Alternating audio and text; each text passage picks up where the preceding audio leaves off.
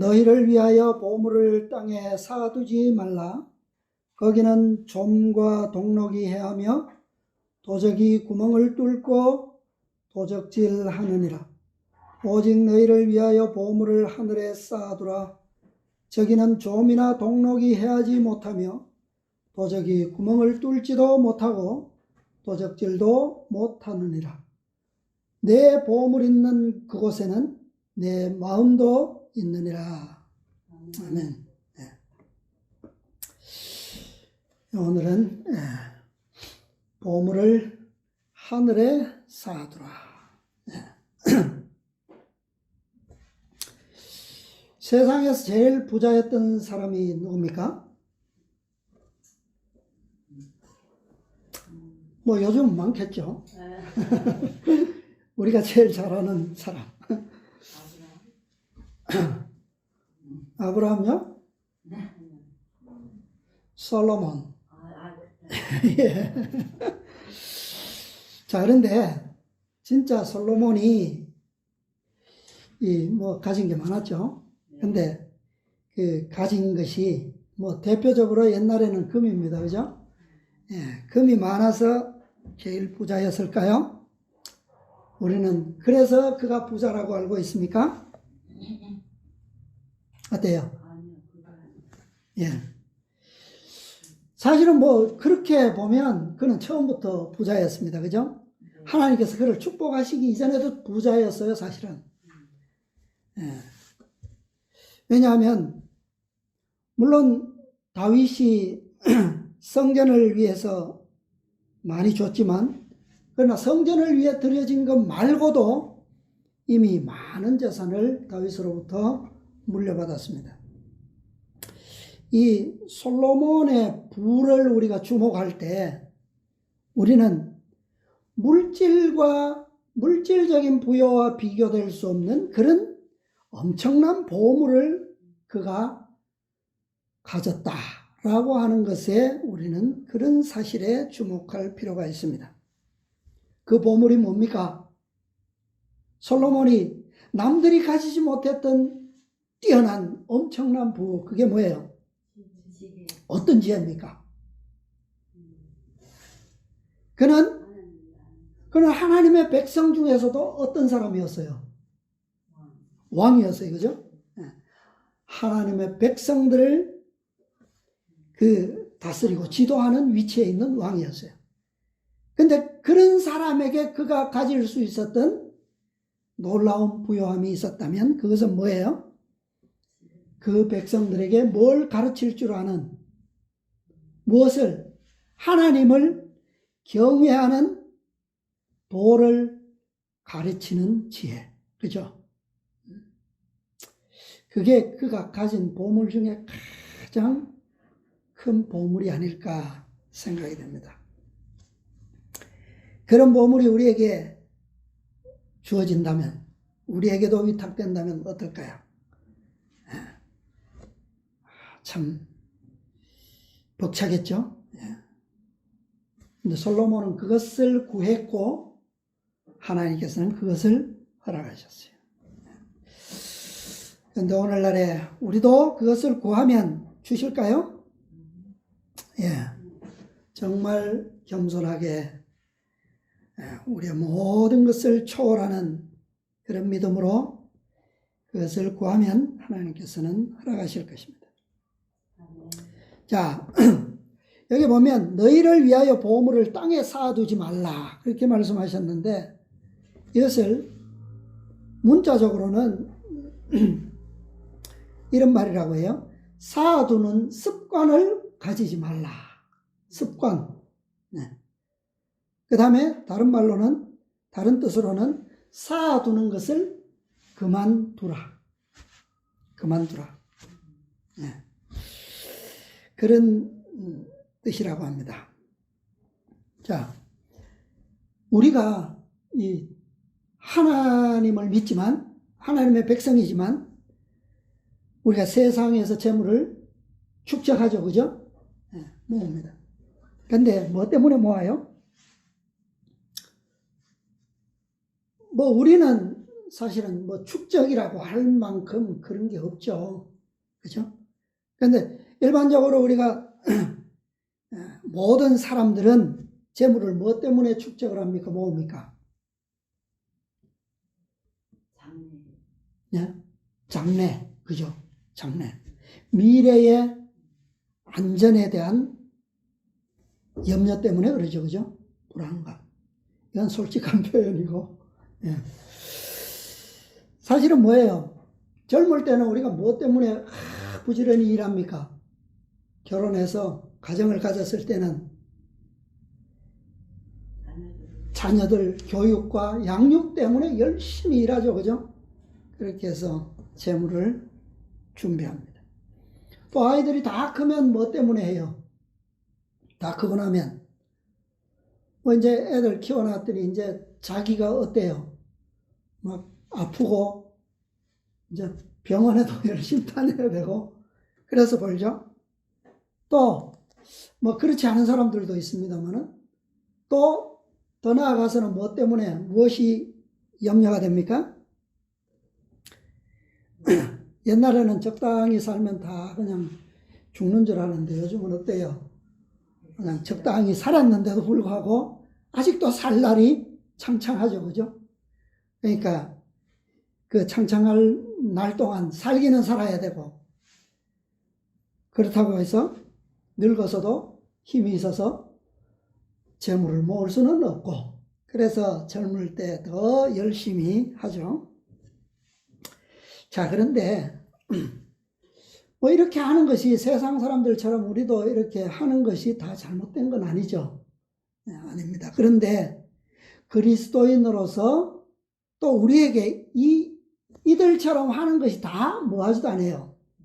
필요하지도 않은 것이 우리의 입장입니다. 근데 문제는 뭘까요? 예수님께서 보물을 땅에 쌓아두는 습관을 갖지 말아라. 쌓아두는 것을 그만두라. 왜요? 인간의 문제가 뭡니까? 이 재물을 축적하는 데 있어서 문제가 뭐예요? 네. 그게 무엇으로 발전합니까? 염려가 미래를 위한 이 보장에 대한 근심과 염려가 무엇으로 변해요? 조금 모으고 나면 끝날 수 있는데 사실은 끝나지 않죠. 왜 안 끝납니까? 예. 이 욕심이 끝이 없잖아요, 사람이. 그러니까 막 필요한 이상으로, 그죠? 필수 이상으로 축적하는데 문제가 있는 거예요. 그러니까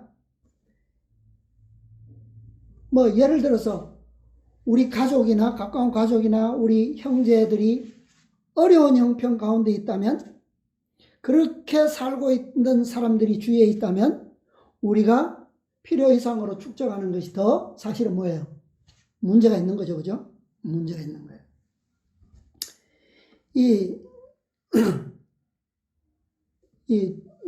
이 사람들은 앞날에 걱정을 덜기 위해서 열심히 모으는데 축적을 하는데 그걸 예수님께서는 뭐라고 말씀하셨어요? 오히려 그것은 우리는 근심을 덜기 위해서 하는 것인데 예수님께서는 그것이 오히려 근심을 준다. 줄 뿐만 아니라 뭐예요? 많은 재물이 근심의 시작이고 원인이고 또 오히려 그것이 우리의 이 구원의 길, 그죠? 영생의 길을 막는 것이라고 그렇게 말씀하시죠. 자, 왜요? 우리가 이것이 몰두하다 보면 우리의 이 욕심이 필요의 차원을 지나서 어떻게 됩니까? 탐욕으로 가고 그 탐욕은 결국 무엇을 만들어내요? 하나님께 대한 불신으로 만들어지죠. 왜? 세상에는 뭐만 있으면 돼요? 돈만 있으면 다 되는 것 같아. 그러니까 그게 결국은 열심히 살아서 하나님께 대한 지식을 잃어버리기도 하지만 또 하나님을 신뢰하는 무엇도 없어져요. 믿음도 사라지고 반면에 믿을 수 있는 구석이 점점 어때요? 커지죠. 그죠? 예. 자, 그래서 예수님께서는 그 습관을 어떻게 하라고요? 그만두라는 거예요. 갖지 말라는 거예요. 아예. 예. 자, 그래서 오늘 하늘에 있어야 될 내 보물. 그게 뭔가? 지금 하늘에 있어야 될 내 마음. 어떤 마음인가? 예. 그것이 지금 탐욕 때문에 항상 끝도 없는 먼 미래에 가 있다는 거예요. 내 보물과 내 마음이 지금 어디 있어야 하는데, 지금 여기 있어야 하는데, 그 마음과 보물은 여기 있지 않고 어디 있어요? 항상 먼 미래에 있어. 나는 언제 저 사람들처럼 부자답게 사나? 편하게 좀 걱정 안 하고 살아보나? 그것을 예수님께서는 바로 잡으라는 거예요. 자, 그리스도인들은 뭐예요? 모든 필요와 공급에 대한 것을 누구에게 의탁할 수 있습니까? 누구에게 맡길 수 있어요? 우리 다음 7장에 가면 나오겠지만, 6장 마지막 부분에 가면 나오죠? 너희는 먼저 그의 나라와 그의 의를 구하라. 그래야하면 이 모든 것을 너희에게 더하시리라. 누구에게 하셨던 것처럼, 누구에게 하셨던 것처럼요? 솔로몬에게 보여주신 것처럼. 솔로몬이 그 증인이잖아요. 그죠? 예. 자, 그렇다고 해서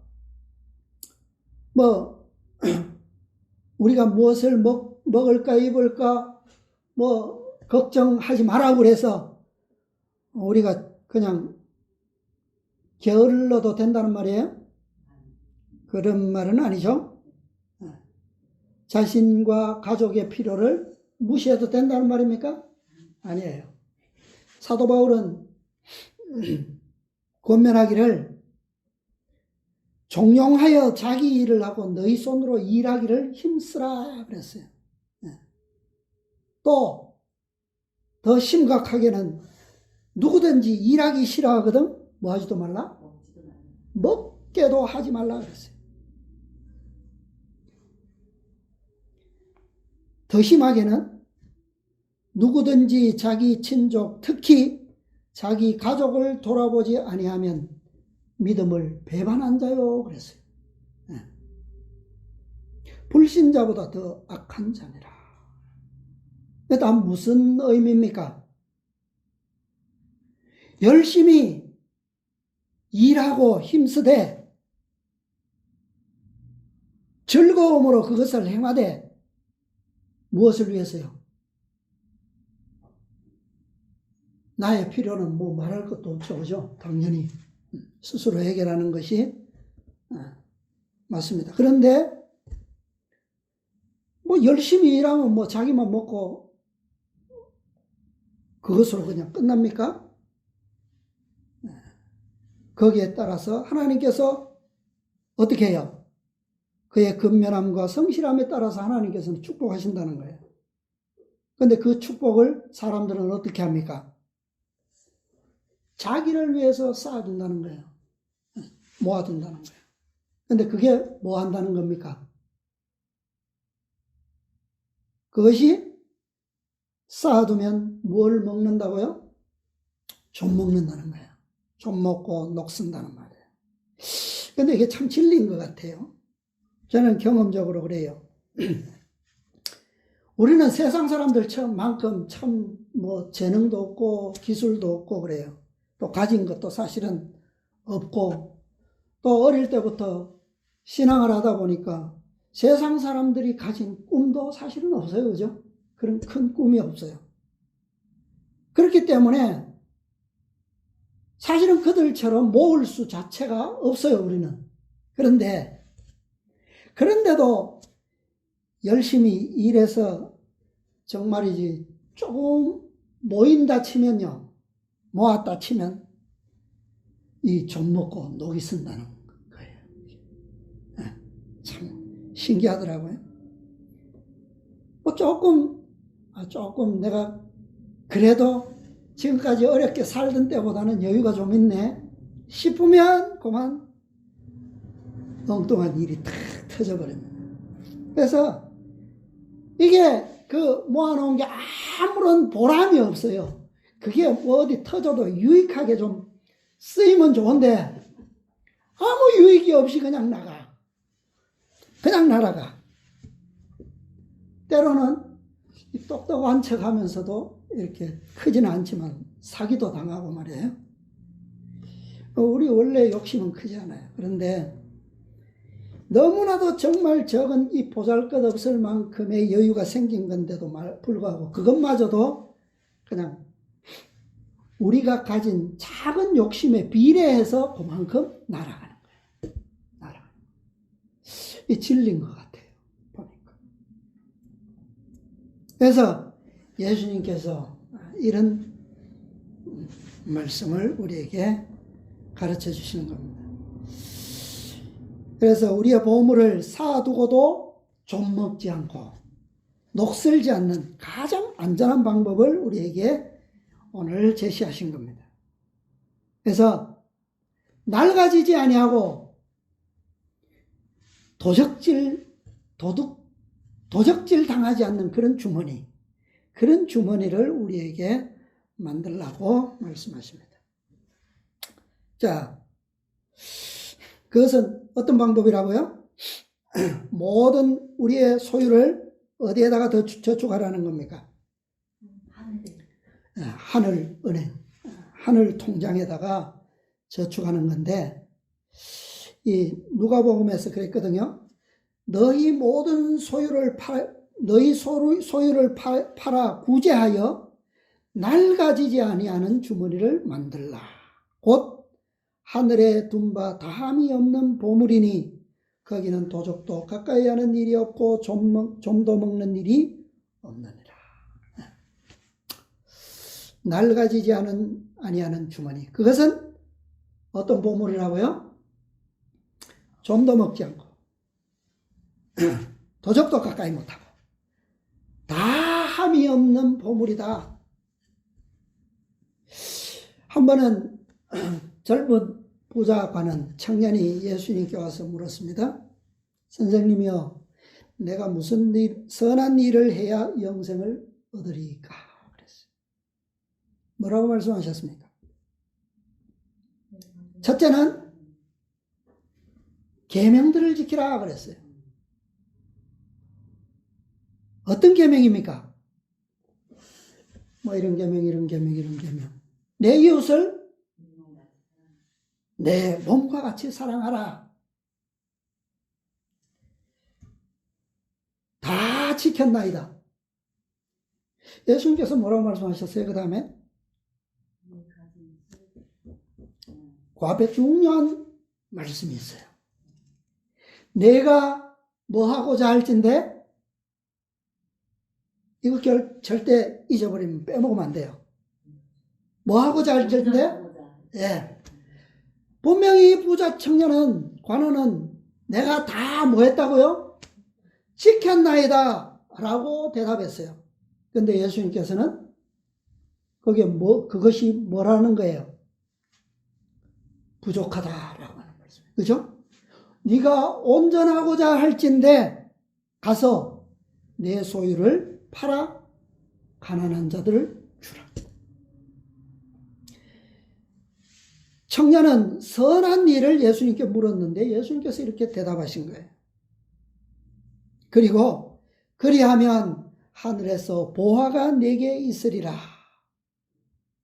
그리고 와서 나를 뭐하라? 쫓으라. 이것이 여기까지가 예수님의 대답이셨어요. 그런데 그 청년이 어떻게 하고 갔습니까? 근심하며 가느라. 왜요? 그에게 뭐가 많아서? 재물이 많았어요. 왜 많았을까요? 그에게는 아직 젊은데 왜 재물이 많았을까요? 그가 뭐 했다고 그랬습니까? 예수님께서 계명을 지키라. 선한 일을 물을 때 계명을 지키라 말씀하셨어요. 그랬을 때 그는 뭐 했다고요? 내가 다 지켰나이다. 그 지켰다라고 하는 대답이 잘못된 대답입니까? 네? 잘못된 대답이에요? 하나님께서는 구약 성경 전체의 가르침이 뭡니까? 모세를 통해서 가르친 교훈이 뭐예요? 너희가 내 말을 뭐하면? 청종하면 너에게 약속이 뭐예요? 이 모든 것을 너희에게 도하시리라.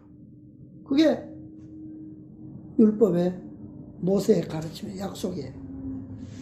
그러면 이 청년이 그렇게 대답했다라고 하는 것은 뭐예요? 그렇게 했다는 거예요. 나름대로는. 그죠? 나름대로는 열심히 했다는 거예요. 근데, 그렇기 때문에 그가 뭐예요? 젊은데도 불구하고 하나님의 축복을 받았다는 거예요. 그죠? 부한 청년이라는 거예요. 자, 그런데 하나님의 축복을 받음으로 부해졌으면 그 부한 것을 어떻게 해야 돼요? 예, 다시 돌려야 돼요. 그죠? 예. 그것은 자기를 위해서 쌓아두면 뭐가 된다고요? 그것은 좀 먹고 녹슬게 된다. 그러나 그것을 뭐 할 때? 주신 분을 위해서 다시 그것을 돌릴 때 쌓아두기를 그만두라. 그 습관을 그만두라는 거예요. 그렇게 하면 이 부자법관처럼 부자가 될 수 있는데 그 부한 것을 계속 뭐 하라는 거예요? 온전하고자 할진데 그것을 다시 뭐 하라는 거예요? 다시 흩어 베풀라는 거예요. 자, 이 부자 청년은 거기까지만 깨달았어요. 그러니까 예수님께서는 어떤 놀라운 말씀을 하셨습니까? 부자가 얼마나 천국에 들어가기가 어려운지 마치 뭐가 같다고요? 약대가 바늘기로 들어가는 것이 오히려 더 쉽다. 가능한 일입니까? 사람으로는 불가능한데 누구는? 하나님으로서는 다 할 수 있느니라. 네. 이게 예수님께서 우리에게 주시는 교훈이에요. 우리는 부자 청년이 깨닫고 간 거기까지만 깨달을 것이 아니라 어디까지 깨달아야 돼요? 어디까지? 사람으로는 할 수 없으되 하나님으로서는 다 할 수 있느니라. 뭐 할 수 있다는 거예요? 청년이 재물이 많음으로 근심하는 것에 그쳤는데 오늘 이 말씀을 받는 자들은 어디까지요? 네. 팔아 뭐 하라고요? 내 소유를 팔아 가난한 자들에게 주라. 청년은 사람은 할 수 없지만 누구는 할 수 있다? 하나님을 믿는 사람은, 청종하는 사람은 할 수 있다는 거예요. 오늘 우리의 믿음은 여기까지 가야 합니다. 자, 산상보원에 있는 말씀 좀 보겠습니다. 89페이지인데요. 89페이지에 너희를 위하여 보물을 땅에 쌓아두지 말라 제목 있죠? 마태복음 6장 19절 그 네 번째 문단 보겠습니다. 네 번째 중간쯤 내려와서 이 교훈은 있어요? 이 교훈은 너희를 위하여 보물을 하늘에 쌓아두라는 것이다. 다시 말하면 땅에 쌓아두지 말라는 것은 어디에 쌓아두라는 것이라고요? 하늘에 쌓아두라는 것이다. 하늘의 보물을 획득하는 것은 자신의 유익을 위한 것이다. 사실은 모든 사람은 재물을 땅에 쌓아둘 때 누구의 유익을 위해서 샀습니까? 자신의 유익을 위해서 축적하죠. 그런데 자신의 유익을 위해서 진실로 축적하는 지혜로운 방법은 어디에 쌓아야 되는 거다고요? 하늘에 쌓는 것이라는 거예요. 우리가 소유하고 있는 모든 것 중에서 이들만이 진정으로 우리의 것이다. 하늘에 쌓아둔 보물은 없어지지 않는다. 그 어떤 화재나 홍수도 그것을 없애버릴 수 없고, 그 어떤 도둑도 그것을 빼앗아갈 수 없고, 좀이나 동록이 그것을 해하지 못한다. 왜냐하면 하나님의 보호 아래 있기 때문이다. 자, 그런데 우리가 여기서 하늘에 쌓아두라. 하늘은행입니다.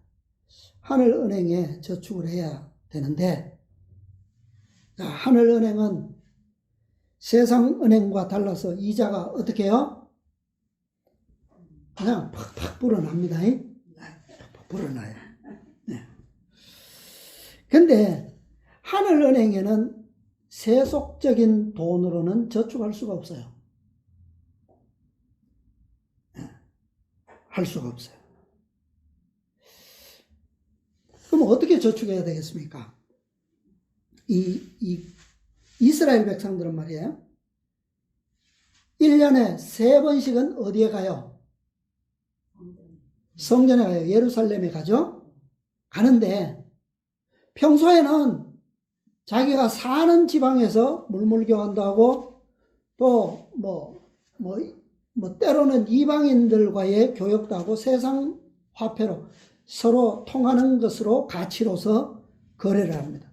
그런데 예루살렘 성전에 와서 하나님께 예배 드릴 때에는 반드시 성전의 돈으로 내야 했어요. 네, 바꿔서. 그죠? 왜 그렇습니까? 하나님께서 하나님께 드리는 헌물, 성전에 드리는 돈은 거룩한 돈으로 구별하셨기 때문에 그래요. 구별하셨어요. 그죠? 네. 성전 세겔이라는 돈이 따로 있었습니다. 그것은 거룩한 거예요. 지금도 우리는 하나님께 드리는 것을 거룩하게 구별해야 하죠. 어떻게 구별합니까? 아예 하나님 명목상으로 구별된 것도 있죠. 그죠? 11조, 천열매, 이런 것들은 아예 명목적으로 하나님의 것으로 구별되어 있는 거예요. 그 외에도 우리에게 주어지는 모든 것에 일정 부분이 구별된 거예요. 그런데 그런 것도 중요하지만 외관상으로지만 비록 가급적이면 우리가 돈을 가져와서 낸다면 어떻게 내는 게 좋아요? 깨끗한 새 돈으로 준비해서 내면 더 좋겠죠. 시장에서 그죠? 굴러다니던 그런 더러운 지폐를 내는 것보다는 깨끗한 돈으로 낸다면 그것도 좋을 것입니다. 물론 그런다고 해서 그 돈이 거룩하게 되는 것은 아니죠. 그죠? 아니에요. 그러나 그건 뭘 말하는 거예요? 그것은 우리의 준비된 구별된 마음을 나타내는 거죠. 그러니까 그렇게 되려면, 그렇게 우리가 헌금하고 구별하려면 우리의 뭐가 달라져야 됩니까? 우리가 뭐가 그렇게 먼저 준비되어야 돼요? 우리의 믿음이, 그죠? 우리의 품성이 그 깨끗한 헌금처럼 우리가 먼저 구별될 때 그것은 가능한 겁니다. 그래서 예수님께서 가르쳐 주셨어요. 네가 온전하고자 할진대 가서 내 소유를 드리라고 하지 않고 어떻게 하라고 그랬어요? 그 소유를 팔아서 그랬어요. 팔아서 가난한 자들에게 주라. 이것이 뭐예요? 예수님께서 가르쳐 주시는 구별하는 방법이에요. 하늘 은행에 드리는 방법이 이런 거란 말이에요. 내 소유를 팔아 구제하여 낡아지지 아니하는 주머니를 만들어라. 이것이 바로 내 이웃을 내 몸과 같이 사랑하는 것이고, 이것이 바로 계명들을 지키는 것이고, 이것이 바로 낡아지지 아니하는 주머니다라고 하는 말씀입니다.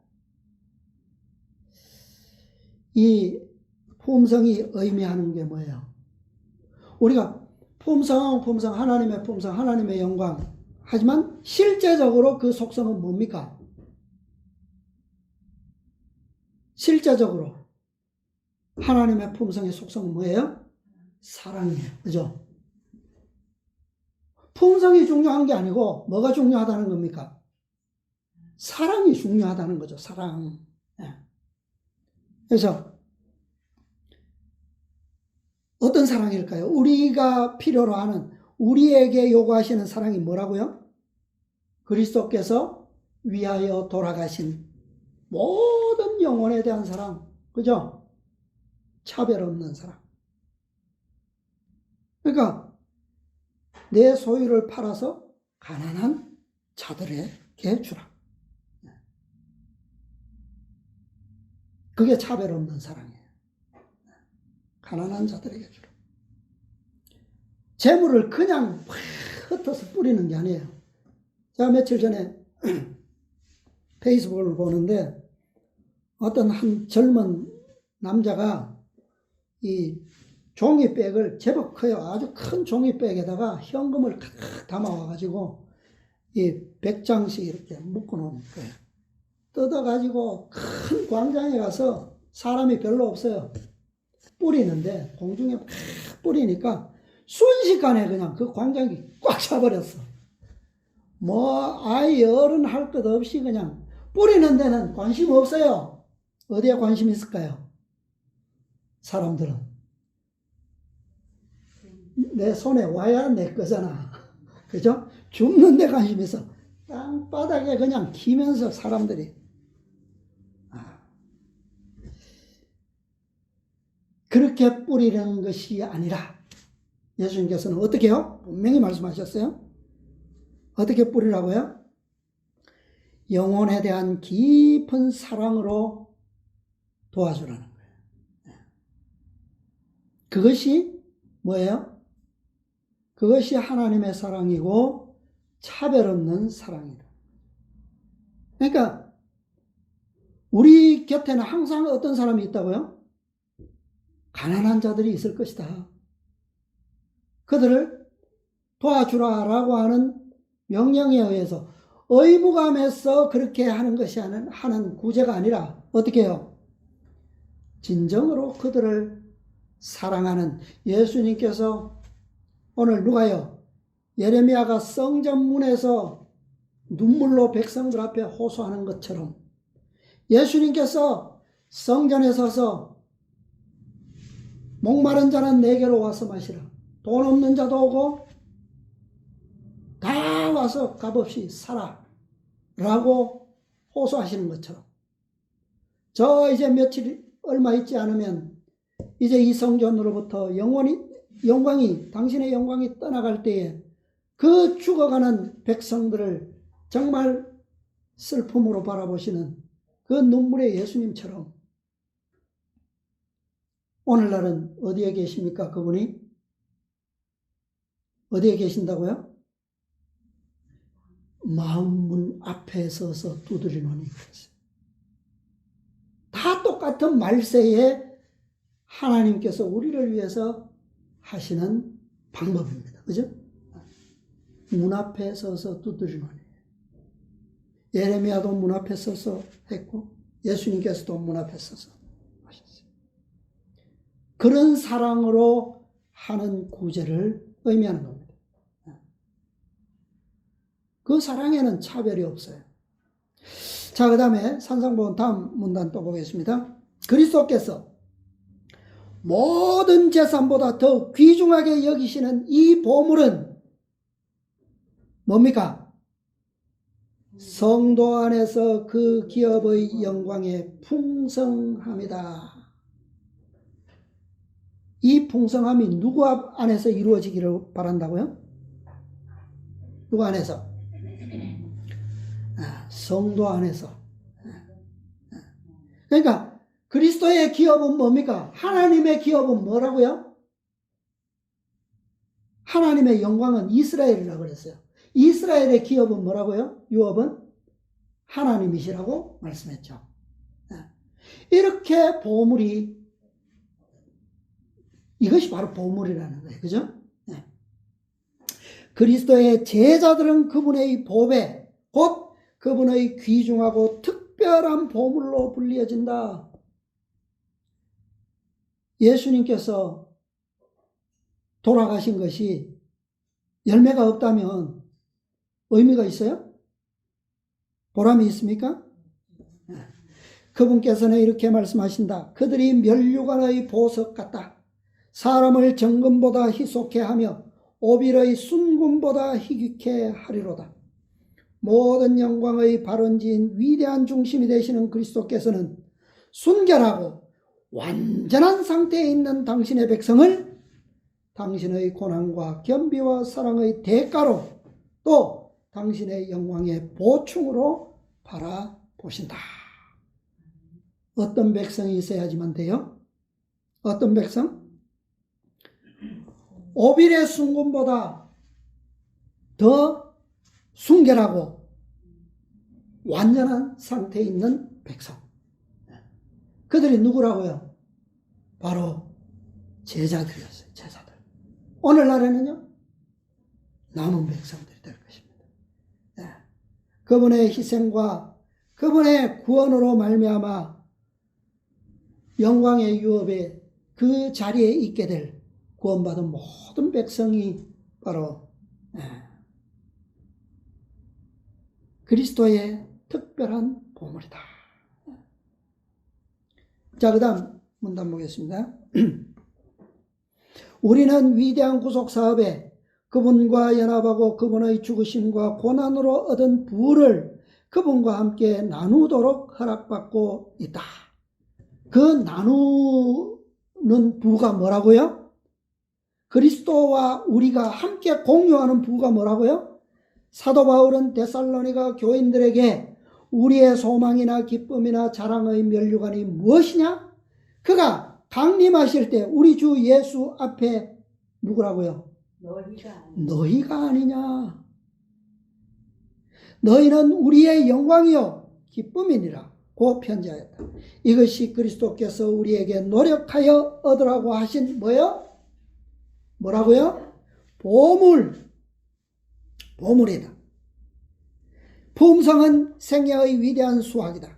그리스도의 은혜를 통하여 사람의 마음속에 하늘을 향해 가고자 하는 욕망을 불러일으키는 모든 언행, 곧 그리스도와 같은 품성의 형성에 이바지하는 모든 노력은 하늘의 보물을 쌓고 있는 것이다. 가서 내 모든 소유를 팔아 가난한 자들에게 주라. 이게 이제는 어떤 말로 들리죠? 어떤 말로? 네 가진 모든 부여가 뭡니까? 우리가 오늘날 가지고 있는 부가 뭐예요? 진리에 대한 지식이죠. 하나님을 경외하는 도입니다. 그죠? 마지막 때를 위한, 안전을 위한, 마지막 때에 우리가 안전할 수 있는 부예요. 그것을 누구에게 나눠주라고요? 어떤 사람들에게 나눠주라고요? 팔아 가난한 자들에게 나눠주라. 어떤 자들이 가난한 자들입니까? 예수님께서 산상설교 첫 말씀에 뭐라고 말씀하셨어요? 심령이 가난한 자는 복이 있나니 천국이 저희 것이며, 그들에게 나눠줄 때 우리의 보화가 어디에 있다는 거예요? 천국에 있다는 거예요. 그죠? 천국이 저희 것이며, 그럼 그들은 어디에 있다는 거예요? 천국에 있다. 그들이 천국에 있다면 우리의 보물이 어디에 있는 거예요? 천국에 있는 거예요. 우리는 우리에게 주어진 모든 달란트들을 이렇게 부를 이렇게 활용할 수 있는 지혜가 필요합니다. 이것이 하늘 은행에 저축할 수 있는 거룩한 돈이에요. 세속적인 돈을 그냥 현금으로 내는 것이 아니라 그렇게 내면 아무런 가치가 없어요. 어떻게 해요? 영혼에 대한 거룩한 구별을 통해서 사랑으로 드릴 때에 그것은 보물이 될 수 있는 겁니다. 그것은 거룩한 품성의 세계입니다. 거룩한 품성의 세계. 예수님께서 그것을 보여주셨어요. 자부정적이고 자희생적인 사랑의 세계로 교환하라는 거예요. 자, 마지막 문단 또 보겠습니다. 그리하여 세상의 재물이 소멸될 마지막 날 하늘의 보물을 쌓아둔 사람은 그의 생애에서 얻은 것을 바라보게 될 것이다.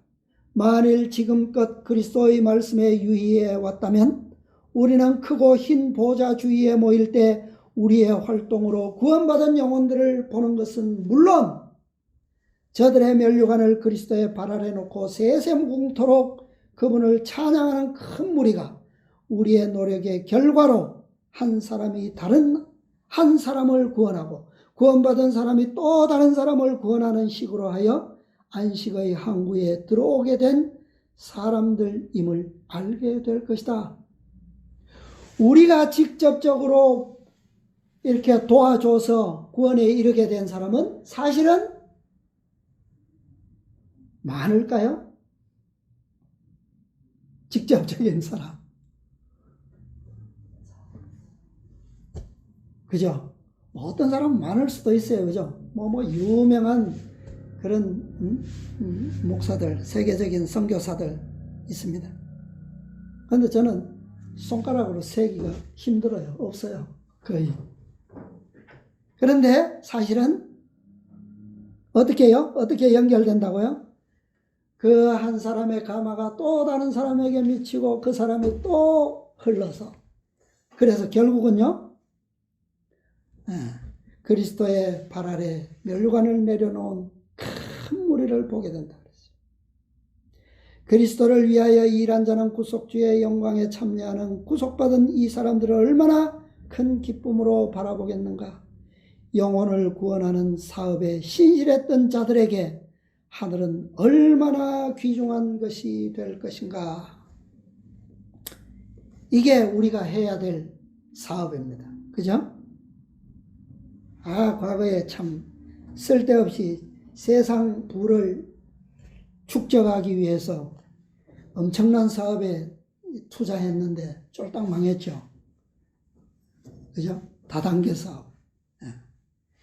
진짜 이 다단계 사업은 이거잖아요. 그죠? 하나님의 축복이 나를 통해서 2명에게 전달되고 그 2명이 또 4명에게 전달되고 이렇게 가서 뭐가요? 하늘에 그 빈자리를 채울 수 있게 되는 거. 그게 진짜 다단계 영광스러운 사업인데 이 가짜에 속아가지고 엄청나게 참 고생 많이 했습니다. 자, 제 한두 말씀 더 보겠습니다. 실물교훈 374페이지인데요. 실물교훈 374페이지입니다. 구속의 역사 1157페이지. 1157페이지 오른쪽에 그 가운데 문단 보겠습니다. 그리스도께서는 각 사람의 다음의 사실을 생각해 보기를 요구하신다. 정직하게 계산해 보라. 정직하게. 저울 한쪽에는 영원한 보배가 되시고 생명과 진리와 천국을 의미하는 예수님과 그리스도의 기쁨이 되시는 구속받은 모든 영혼들을 올려놓고, 다른 편에는 사람의 마음을 끄는 이 세상이 줄 수 있는 모든 복락을 올려놓아라. 어느 게 좋을까요? 어느 쪽으로 기울까요? 세상의 복락을 누릴 수 있는 저 멀리 내가 상상도 할 수 없는 거 다 올려놓는다 해도 어느 쪽으로 기운다고요? 또 한편 저울에는 잃어버린 바 된 그대 자신의 영혼과 그대의 조력으로 구원함을 받을 수 있었던 자들의 영혼들을 올려놓고, 나와 다른 영혼들을 올려놓고, 다른 편 저울에는 하나님의 생명으로 측정될 수 있는 그대와 그들을 위한 영원한 생명을 올려놓았다고 생각해보라. 어떻게 측정해보라 그랬어요? 어떻게 계산해보라 그랬어요? 정직하게. 나와 함께 잃어버린 바 된 영혼들을 올려놓고 나하고, 한쪽에는 하나님께서 우리의 생명을 측정하는 대로 올려놓고 양심적으로 계산해보라는 거예요.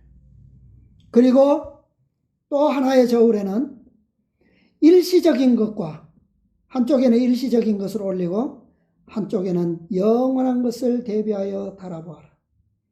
그대가 그렇게 하는 동안 그리스도께서는 사람이 만일 온 천하를 얻고도 제 목숨을 잃으면 무엇이 유익하리요? 라고 말씀하신다. 우리는 자주자주 이 질문을 이 계산을 좀 해봤으면 좋겠어요. 그렇게 하면, 그죠? 우리가 때때로 한숨 내쉴 때마다 세상을 위해서 우리가 결심하고 또 마음을 다잡고 가죠. 염려를 좀 들어보기 위해서. 근데 우리가 진짜 염려해야 될 부분은 따로 있다는 거예요. 뭐예요? 만일 온 천하를 얻고도 무엇을 잃으면? 내 영혼을 잃어버리면 무엇이 유익하겠는가? 자, 그 다음에 한 장 넘겨서요. 왼쪽에 첫 문단 보겠습니다. 위에. 그리스도께서는 당신께서 맡겨주신 좋은 것들을 누구에게까지? 이미 다 써버린 사람들에게까지도 영원히 없어지지 않을 보물을 얻을 무엇을 주신다? 기회를 주신다. 어떤 자들에게요? 다 써버리고, 내가 이제 뭘 할 수 있겠어? 내가 이 연약한 몸으로 가진 것도 없는데, 재주도 없는데, 이걸로 뭘 하겠어? 그런 자들에게도 기회를 주신다. 어떤 기회입니까? 영원히 없어지지 않을, 다함이 없는 보물을 얻을 기회를 주신다. 그분은 다음과 같이 말씀하셨다. 주라! 그리하면 너희에게 줄 것이니. 없는데요, 나에게는? 진짜 없습니까? 낡아지지 아니하는 주머니를 만들라. 곧 하늘에 둔 바 다함이 없는 보물이니 거기는 도적도 가까이 하는 일이 없고 좀도 먹는 일이 없느니라.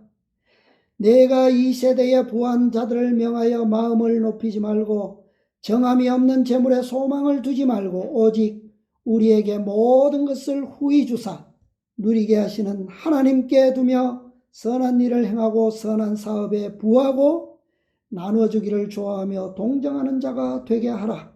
이것이 장래에 자기를 위하여 좋은 터를 쌓아 참된 생명을 취하는 것이니라 고 하신다. 그러므로 그대가 천국에 가기 전에 그대의 무엇이요? 재물이 먼저 어디에? 하늘에 쌓이게 하라. 하나님의 보좌 옆에 그대의 재물을 쌓아두라. 그리스도의 청량할 수 없는 보배를 확보하라. 불의의 제물로 친구를 사귀라. 그리하면 없어질 때에 저희가 영원한 조소로 너희를 영접하리라. 아멘. 그대의 제물을 하늘에 쌓아두라. 그 하늘 어디에요? 하나님의 보좌 옆에.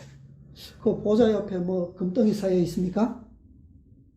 보좌 옆에 누가 있어요? 뭐가 있어요? 내가 이 세상에서 사업으로 노력하고 활동한 그 결과의 보물들이 거기에 있는데 그것이 바로 뭐라고요? 그것이 바로 하나님의 보좌 가장 가까이에서 선 자들, 영혼들. 그들이 바로 우리의 뭐라고요? 뭐가 되기를? 보물이 되기를 하나님께서는 말씀하시는 거예요. 잠언 11장 28절에 보면 자기의 재물을 의지하는 자는 패망하려니와 의인은 푸른 잎사귀 같아서 번성하리라. 의인의 길이 뭐라고요? 시편 23편에 보면 의인은 어디에 있는 것 같다고요?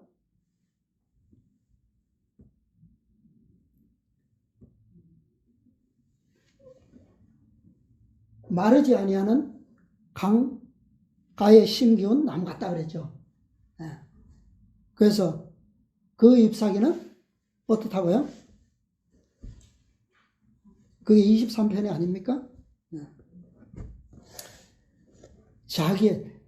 내 것을 의지하는 사람은 망하는 거예요.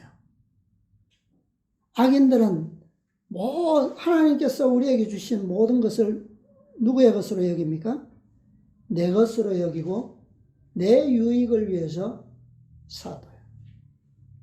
그런 자들은 뭐 한다고요? 망한다 그랬어요. 내게 있는 모든 것이 다 누구로부터 말미암는 겁니까? 하나님께로부터 온 거예요.